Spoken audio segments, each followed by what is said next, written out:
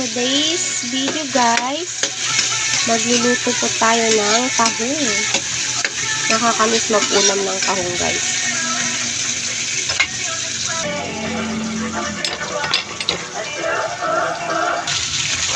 And guys, ilagay na po natin ang tahong.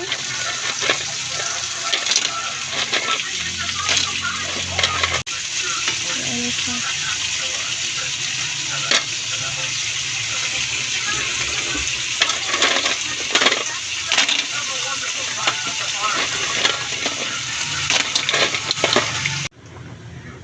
Kumulo na guys, kaya ready na yan,